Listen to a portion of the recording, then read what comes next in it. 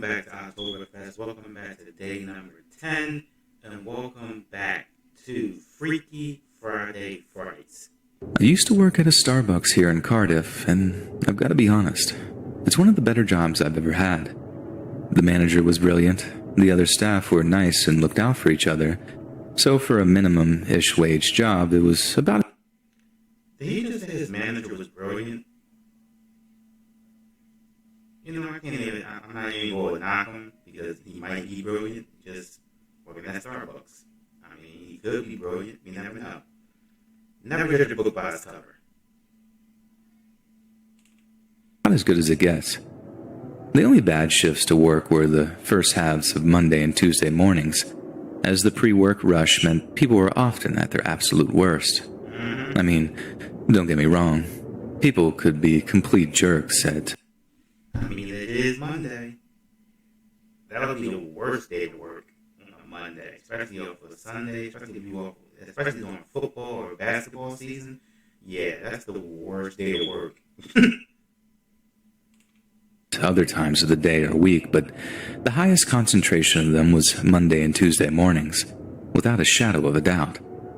But rude customers aren't scary. Annoying and frustrating, yes. Chillingly cruel and calculating, not as much. Which is why this particular incident has stayed with me for so long, and I always seem to use it as my personal point of reference for how terrible human beings can be to each other. So, it's a Monday morning, and we're just coming to the end of the rush at around 9 a.m. Minutes more, and the caffeine fiends will start to thin out, and we can get some coffee and make a smoke break of our own. I heard her before I saw her. Like, she was only just trying to get a handle on what had been pure harpy screeches just moments before. Some woman was on her phone, ranting away and not looking where she was going as she tries to find the back of the queue. In doing so, she cuts off this other bloke who politely informs her that she's queue jumping. I don't know if she actually didn't hear him or was just tactically ignoring him, but either way, this bloke has to tap her on the shoulder before saying, "Excuse me, believe I was ahead of you." The woman just shrugs this off at first, giving the guy a gesture like, "I'm too busy to listen to you." I remember the look of anger on the guy's face as she gently but firmly... Yo, it's just coffee. Like, it's just coffee. Like, I just shrugged it off and let her go. Like, I would have did that because, like, one is probably, is like you said, it's Monday. Like, everybody got time for that shit. Firmly grabs the strap of her handbag and tugs her out of the queue before taking her place. I'm a bit torn about the whole thing. Like, yeah, it was righteous, but laying hands on someone, I feel like there could have been a better way to resolve the issue. But it wasn't like the guy had picked her up and thrown her, and due to the size difference, that was definitely a possibility. Anyway, she reacts like this had been the case, like him actually standing up to her was some horrific incident of assault, and starts demanding someone call the police, even though she herself was on the phone and simply refused to hang up. A couple of staff members and customers managed to calm the situation down, and we get the guy his coffee before one of my colleagues serves the angry woman. I didn't serve her, but when she got her order, she turns to be like, excuse me, this coffee isn't as hot as I asked for." No, I know better than to just argue with customers, and especially absolute whoppers like her. So I do as I'm asked and heat the coffee up a little bit more for her. I hand it back. She dips a finger in it and once again tells me, "This coffee isn't hot enough." Now, bearing in mind, she just watched me run some steam through it, but again, I do as I'm asked and give her back some literally steaming hot coffee that she proceeds to absolutely overload with sugar. No wonder she was in such a stinking mood. Her entire life was probably one big... Yo, like, how hot do you want the coffee to be? You want it so hot to burn your tongue off? Like, I'm not understanding this. Big sugar crash, hence why she was such an unbearable person to be around. But little did I realize, that coffee wasn't for her. And on her way out of the store, she took the lid off of her scalding hot syrupy coffee and threw it in the guy's face as he sat reading his newspaper. Oh! God. The sound of that guy screaming was absolutely horrific. Like I didn't actually see the woman throw her coffee in the guy's face, so I thought someone had broken a leg or something. Really? Is it really that serious? I mean, I don't drink Starbucks like that, so, like, when I do get Starbucks, I get it from the supermarket, the ice cold drinks. But, damn, is it really that serious? If y'all drink Starbucks, let me know. Is it really that serious? Is the lines really like that? Like, I do be watching YouTubers that get Starbucks, like the Pink Squad. I know Yaya, she loves her coffee, so... Is it really like that inside the lines? Like, seriously? Let me know.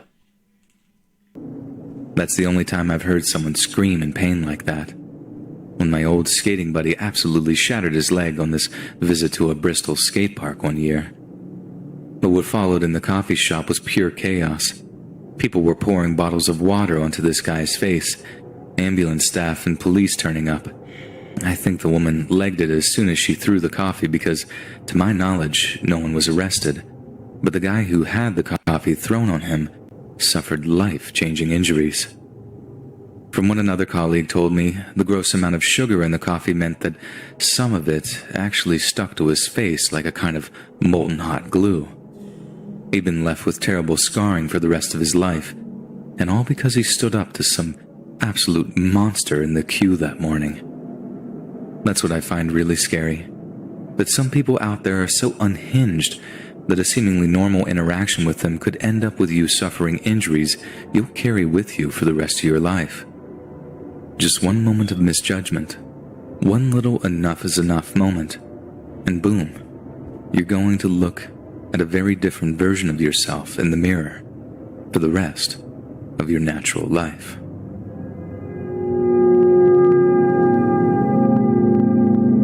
So, to the next video is coming from our favorite mess up your whole childhood story group, Meat Cannon. Trapped in the Family Guy Cutaway. Let's see how they go mess up Family Guy for me.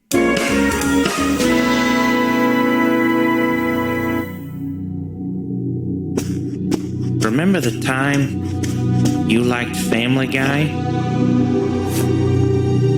Better not be too loud. Would hate to admit that, wouldn't you? That would be stranger than the time you thought Bird is the Word was hilarious.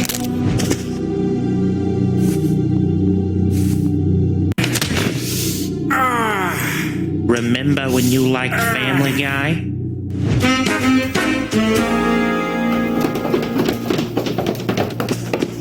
Listen, just look past the decline. Please, I can be better. I can surprise you again. You'd be more surprised than the time you saw me fight that chicken for the 17th time.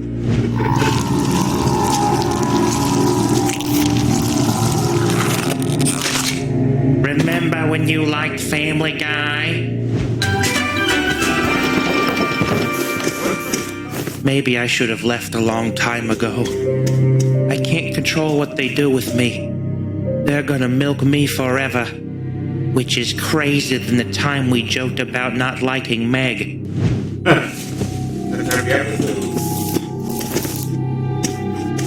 You will never be satisfied. Everything will disappoint you. No. You think all the things that bring you joy now will be able to stand up on that pedestal? They will be standing right next to me before you know it. This was all for you.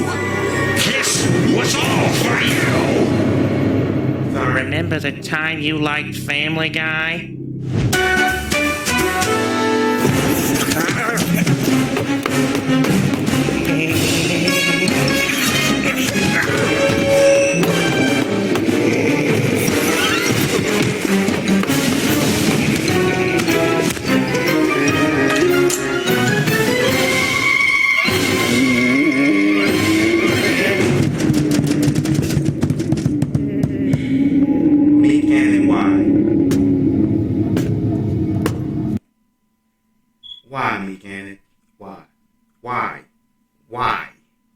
Just why? Just tell me why.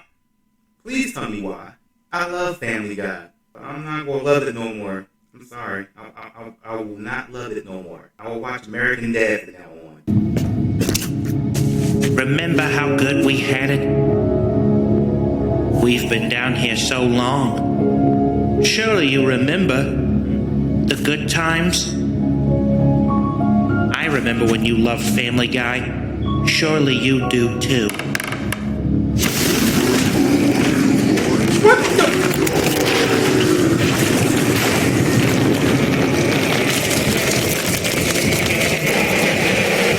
Me, Cannon, y'all sick. Y'all really sick. And I love that for that. Our next video is college dorm horror stories. Let's see what's popping with this.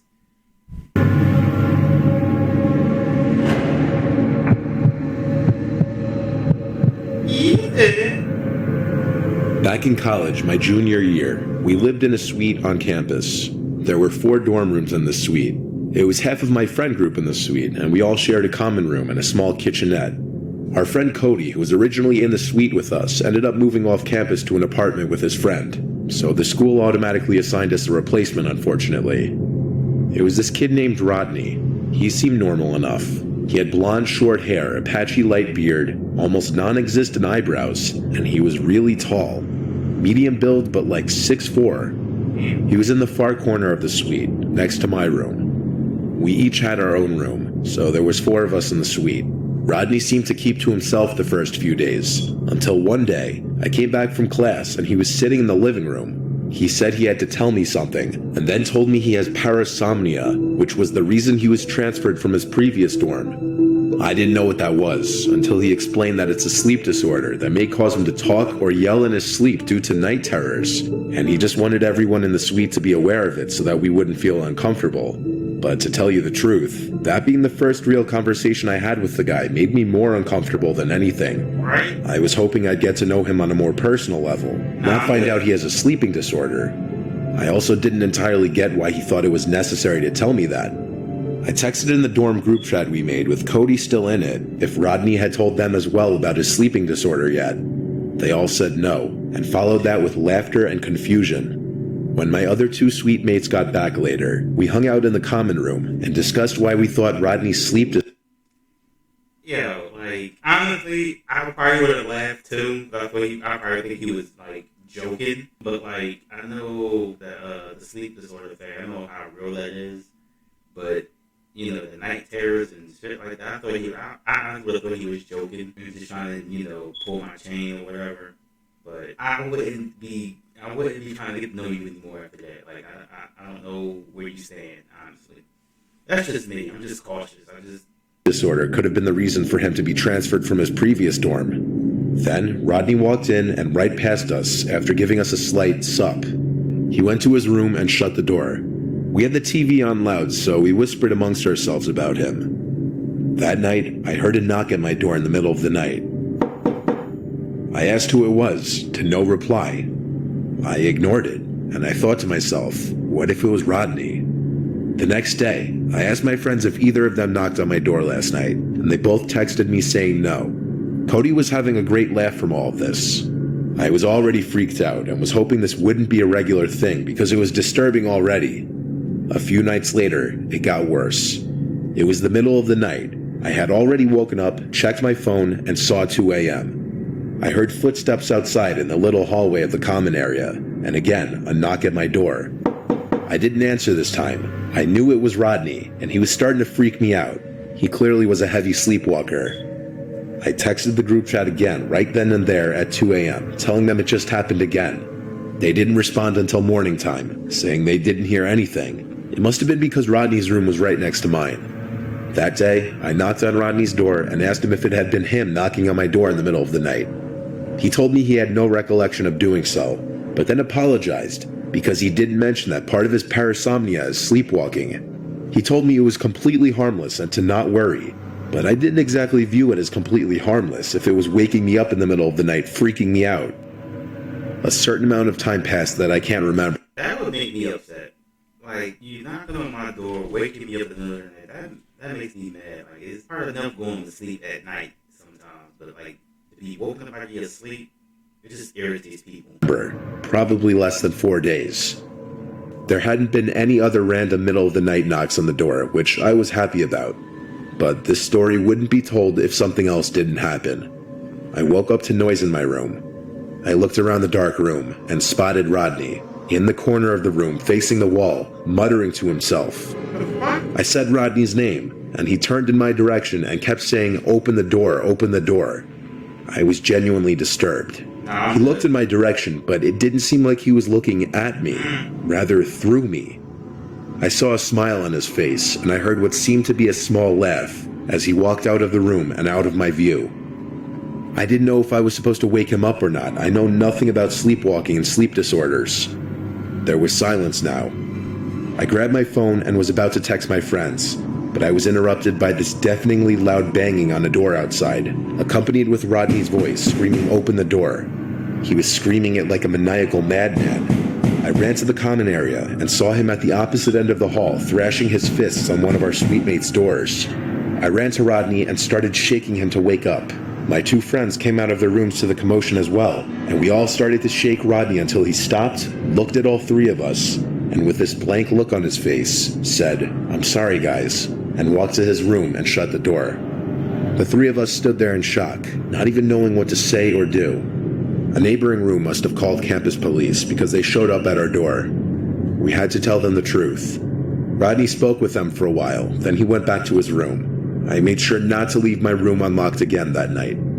The next day, Rodney was gone, without a trace of him ever having been there. Like I said, I know nothing about sleepwalking or any of that stuff, but that didn't look like sleepwalking to me. What's going on in that guy's head? Alright, the next video is True Halloween Horror Story. The day was October 21st, just several days shy before Halloween. My anticipation grew higher and higher as I planned to host a Halloween party at my place. I remember setting up a Facebook event and inviting my close friends and coworkers to join the party. My friend Dave would usually be the one to host these kind of events, but unfortunately he couldn't do it this year as his parents were having renovations done at their house. The event, I didn't take into consideration that my parents were extremely against Halloween festivities. They would always lecture me on why Halloween was a holiday only made for kids who wanted to go to hell and worship the devil. What made things more frustrating was how they kept the same beliefs until now, despite me being in my late teens. One night, I noticed my mom sitting in the living room watching TV. I began to approach her direction while trying to muster up any plausible excuse that would persuade her in the favor of my party idea. I casually hovered over her saying, "Hey, Mom, just in case Dad didn't tell you today, I just wanted to say that you look very beautiful." What the hell do you want, George? What? You're not usually this nice, so spit it out, whatever you have to say. Can I invite my friends over for Halloween this year? Get the hell out of my face! I remember heading to my bedroom while pouting under my breath on how I was living such an unfair life. I sat in front of my computer and began sulking for the remainder of the night as I messaged the bad news to my friend Dave. As I embarrassingly addressed the issue, Dave responded back by suggesting that we purchase an Airbnb instead of hosting the party at someone's house. I thought it was a pretty smart idea, so we mutually agreed to get an Airbnb that was located somewhere more secluded and away from the suburban part of town. Nope. Feelings of excitement began exuberating throughout my body. Nah, bro. No. Hell no. That's just some shit you don't do. No. You never host a party out in the middle of nowhere. Nah. Nope. You trying to get everybody you know killed. As I couldn't help but feel exhilarated at the notion that I didn't have to deal with my parents' incompetence. Fast forward to October 31st and it was officially Halloween. I began driving towards the Airbnb destination about an hour or two after check-in, just so I could prep before the guests arrived. As I got closer to the destination, I remember seeing a decent-sized house that looked a tad run down. It didn't look like there were any other houses around, just a lot of tall trees and a scent of pine cones in the air. I figured it would add to the spooky ambiance considering this was Halloween. As I got inside, I immediately started setting up for the party while having a few glasses of alcohol on the side. A couple hours later, the sun was finally on their way to the party. I figured I'd dress as Georgie from the movie It, as my name was George, so pun intended. I texted and called my friend Dave, but unfortunately didn't get a response. I speculated that everyone was either unable to find the correct address or was just going to show up to this party fashionably late. That's when the living room TV begins to abruptly turn on. I then saw a bizarre message playing on the TV, as if it came straight out of the movie The Purge, saying, First of all, bro, the TV cut on by itself. If that's not a sign for you to get the fuck out that house, I don't know what it is. Maybe it's just the paranoia in me, but like I would've been out. Like TV just don't cut on by themselves. That's just my opinion. This is not a test. This is your emergency broadcast system announcing the commencement of the annual purge sanctioned by the US government. Weapons of Class 4 and lower have been authorized for use during the purge. All other weapons are restricted. Government officials... What the hell is going on? I turn the TV off and immediately hear a knock coming from the front door. I open the door and saw some kids shout, "Trick or treat!" Sorry guys, no candy here today. You suck, and wearing a raincoat isn't a costume, cheapskate. I'm dressed as Georgie, you idiot! I slammed the door shut and began to hammer down another drink. That's when I heard another knock at the door. Go away. Go away. Go away. Go away! I'm not handing out any candy, you stupid kids!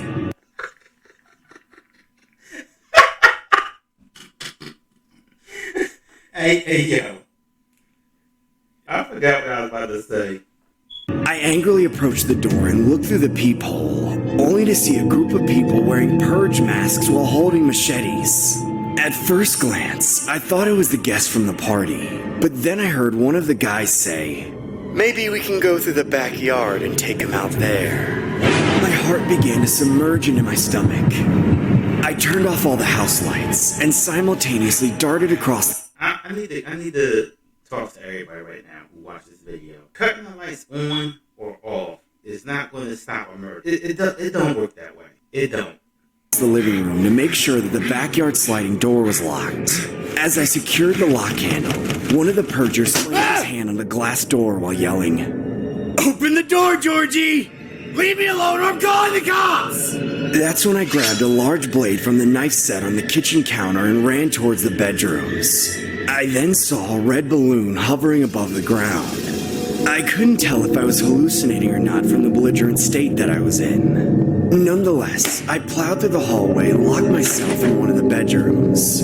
As I glanced through the blinds of the bedroom window, I saw someone dressed as Pennywise dancing psychotically while staring in my direction. I heard nothing but the sound of my heart throbbing vigorously through my chest cavity. That's when I hear the closet door open behind me. I couldn't move a single muscle as I was honestly petrified to turn around. I then felt a soft tap on my shoulder with someone saying, "Hi, Georgie." Ah! How the hell did you get in here? You want a balloon, Georgie? What? I'm good. Here. Take it.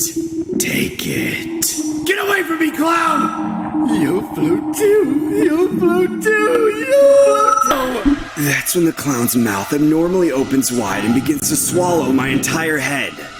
I felt like my life was slowly diminishing.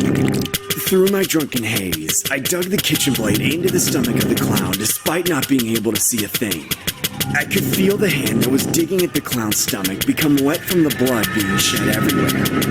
I then opened my eyes and realized that the mouth that was supposedly swallowing my head was none other than a brown paper bag being held by my friend Dave.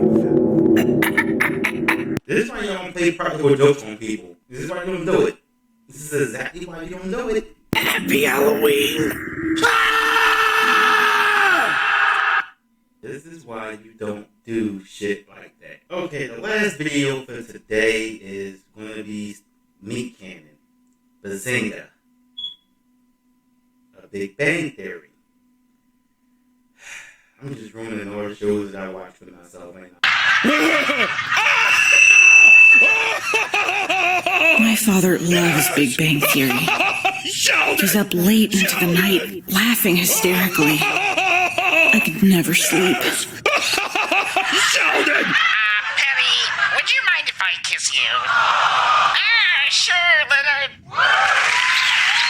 This reminds me of the mating rituals of the anglerfish. A rather bizarre way of reproducing. Okay. They fuse with their mates in order for the species to survive. Bazinga. Anglerfish! Anglerfish! Did they really get the real, did they get Sheldon to really do that voice? I have to take sleeping pills for any chance of rest.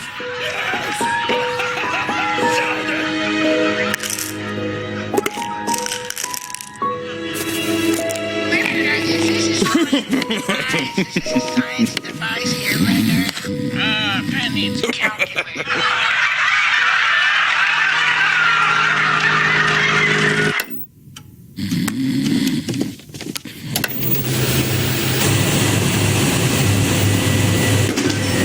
Didn't we just talk about TVs cutting on by themselves? Bananas contain potassium, and since potassium decays, that makes them slightly Sheldon. radioactive.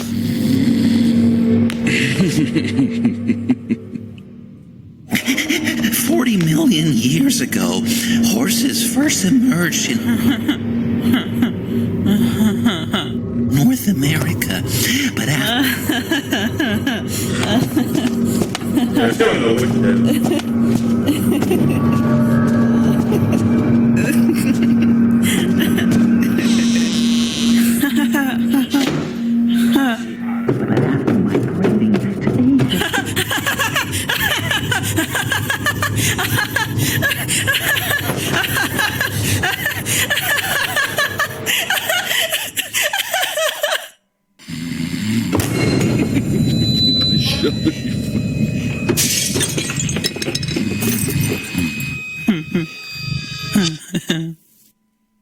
root beer.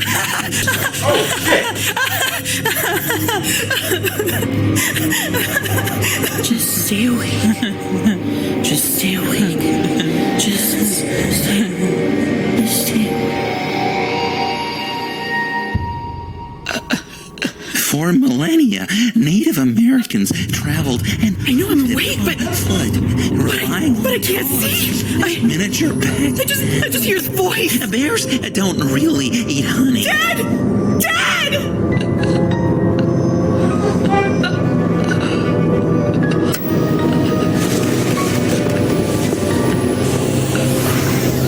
I sure do love comic books. Science. I sure do love comics as well, particularly The Flash or Batman. Bazinga. Bazinga. Bazinga. Bazinga. Alright guys, this will be the end of today's video. This will be the end of Triple F, Freaky Friday Frights. Give this video a thumbs up, subscribe to the channel, hit the notification bell so you don't miss out on any videos. And I will see you guys in the next video later.